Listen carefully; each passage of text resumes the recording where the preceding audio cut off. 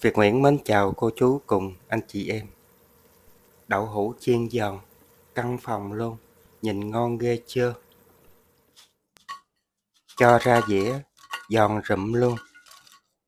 Hôm nay mình chia sẻ cách chiên đậu hũ, căn phòng giòn xốp. Đậu hũ chiên theo cách này, mình ăn chay hay ăn mặn, món nào cũng ngon. Nếu cô chú, anh chị em mình thấy thích thì cùng Việt Nguyễn vào bếp thực hiện cách làm. Ở đây mình có 4 miếng đậu hũ. Khi mình mua đậu hũ á, mình đừng có chọn những cái miếng trắng quá. Nếu nó trắng quá đó, thường là người ta hay pha thạch cao. Nó ngà ngà như vậy thì khi mình chiên lên nó mới béo và nó rất là thơm. Để cái miếng đậu hũ của mình khi chiên nó không có bị văng dầu, cũng như nó sẽ bong xốp và giòn cái miếng đậu hũ. Mình dùng một miếng giấy thấm dầu và mình cho cái miếng đậu hũ lên. Nếu mình không có giấy thấm dầu á, thì mình dùng một cái khăn, mình thấm cho hết cái phần nước trong miếng đậu hũ.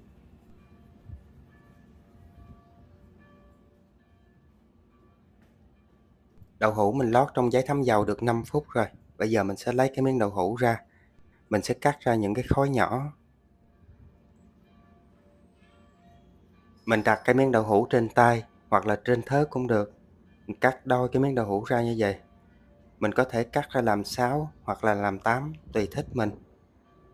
Việt Nguyễn được một người bạn làm trong nhà hàng lớn chia sẻ cách chiên đậu hũ giòn xốp. Hôm nay làm video để cô chú anh chị mình cùng Việt Nguyễn làm luôn. Mình cắt nó ra làm 6 thôi. Nếu mình cắt nhỏ quá khi mình chiên lên á, cái miếng đậu hũ nó khô, ở bên trong nó không có mềm. Để cái miếng đậu hũ của mình khi chiên nó không có bị dính chảo, mình cho vô một ít dầu. Mình sẽ làm nóng cái phần dầu này. Với cái cách này, mình chiên những cái chảo nhôm á, mình chiên bất cứ loại nào, nó cũng đều không có dính chảo hết. Khi mình thấy cái chảo nó nóng rồi, lúc này mình sẽ cho dầu vô để mình chiên. Anh chị mình làm theo cách này, bảo đảm các cái món chiên á, khi mình chiên không bao giờ dính chảo. Mình sử dụng dầu nhiều một chút, khi mình chiên á, nó mới ngon. Để cái miếng đậu hũ của mình khi chiên nó được đậm đà, mình sẽ sử dụng 1/3 muỗng cà phê muối, mình cho vô trong cái phần dầu này. Để khi mình chiên nó không bị văng dầu cho nó an toàn, mình sẽ sử dụng 1 muỗng cà phê bột mì. Mình cho cái muối với bột mì á, cái lúc mà dầu nó còn nguội á. Nếu mình để cái dầu nóng, mình cho muối vô á, nó hay bị nổ rồi nó văng dầu lắm. Để cái miếng đậu hũ của mình khi chiên, cái vỏ bên ngoài nó giòn á, mình sẽ sử dụng một ít giấm. Anh chị em mình có thể cho vô đây nửa muỗng cà phê giấm, mình cho ít thôi.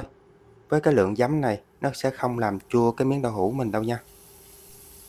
Mình cho thêm giấm vô, lát cái vỏ đậu hũ bên ngoài á, nó bong bong lên, nó rất là giòn cái vỏ bên ngoài. Dầu nó nóng rồi, giờ mình cho đậu hũ vô. Mình cho trước vô một miếng, mình thấy dầu nó nóng á, thì mình cho hết vô luôn. Mình cứ gắp từng miếng mình cho vô nha. Tại vì ngay cái lúc này cái miếng đậu hũ á, nó còn mềm. Mình mà cho vô cái ào một cái miếng đậu hũ của mình á, nó dễ bị bể ra lắm. 4 miếng đậu hũ mình cắt ra mình chiên á, mình để lửa lớn mình chiên luôn. Nếu mình chiên trong lửa nhỏ đó, thì cái miếng đậu hũ nó dễ bị chai, nó sẽ không có phồng xốp lên. Mình thấy cái miếng đậu hũ nó lơ lửng trên cái mặt dầu á, lúc này mình sẽ đảo cái miếng đậu hũ. Món đậu hũ chiên rất là quen thuộc và dân dã, nhưng để chiên được cái miếng đậu hũ nó giòn ngon thì mình cần có rất là nhiều mẹo. Tiếp theo, mình sẽ sử dụng một ít nước lạnh. Nếu mình muốn cái miếng đậu hũ nó nhanh nguội á, mình có thể cho vô thêm một ít nước đá, hoặc là mình khỏi cho cũng được, tùy thích mình. Đậu hũ mình chiên nó vàng được khoảng 60% rồi. Bây giờ mình sẽ vớt cái miếng đậu hũ này ra.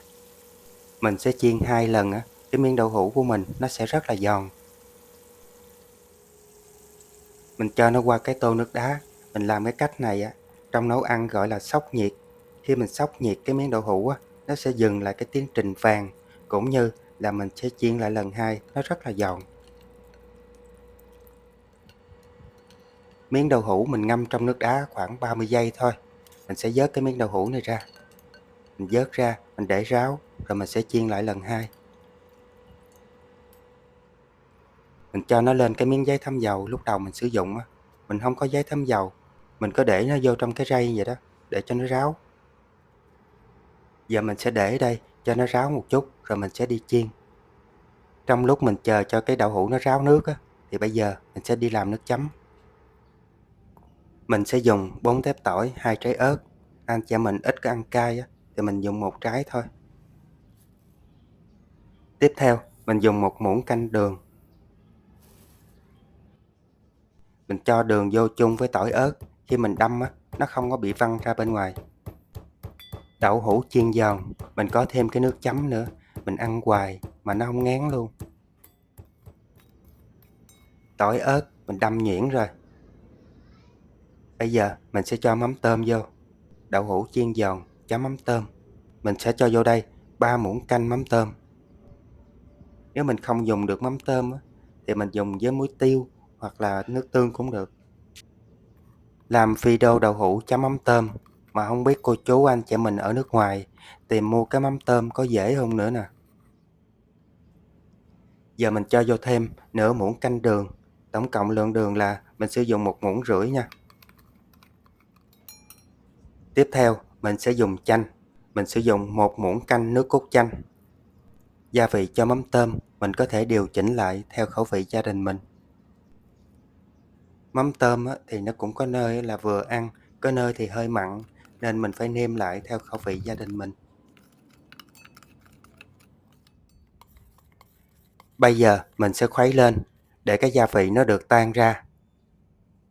Để Việt Nguyễn nêm lại xem nó vừa ăn chưa. Nếu nó chưa vừa thì mình nêm tiếp. Mình thấy nó vừa ăn rồi nên như vậy là được. Cái em đậu hũ này nãy giờ nó nguội hết rồi, nó đang chờ mình chiên lại nó nè. Trước khi mình cho đậu hũ vô chiên, mình cũng phải kiểm tra xem dầu nó nóng chưa. Dầu nó nóng rồi, bây giờ mình cho đậu hũ vô, mình chiên luôn. Nếu mình chiên cái số lượng ít hơn á, chừng 2-3 miếng thì mình mở lửa trên trung bình. Còn từ 4 miếng á, mình có để lửa lớn luôn. Mình chiên cái miếng đậu hũ lần 2 á, anh chị mình thấy bong bong lên, đẹp ghê chưa?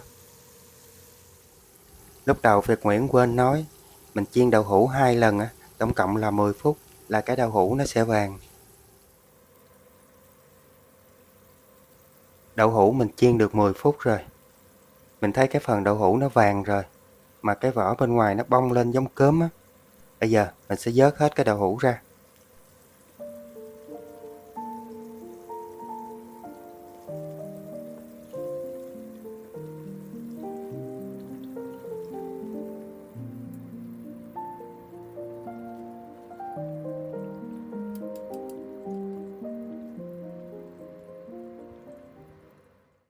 Cho ra dĩa, giòn rụm luôn, lột cột, thích ghê chưa? Xung quanh đậu hũ mình có một ít rau sống nữa, nhất là phải có kinh giới. Đậu hũ chiên giòn, mình phải có kinh giới ăn mới ngon. Việt Nguyễn mời cô chú cùng anh chị em mình thưởng thức cái món đậu hũ chiên giòn chấm với lại mắm tôm nha. Nhìn thấy hấp dẫn quá chừng luôn. Cái vỏ đậu hũ bên ngoài nó giòn, ở bên trong thì mềm, rất là béo, ăn rất là ngon. Nếu cô chú anh chị em mình xem video thấy thích thì cho Việt Nguyễn xin một cái đăng ký và một cái like.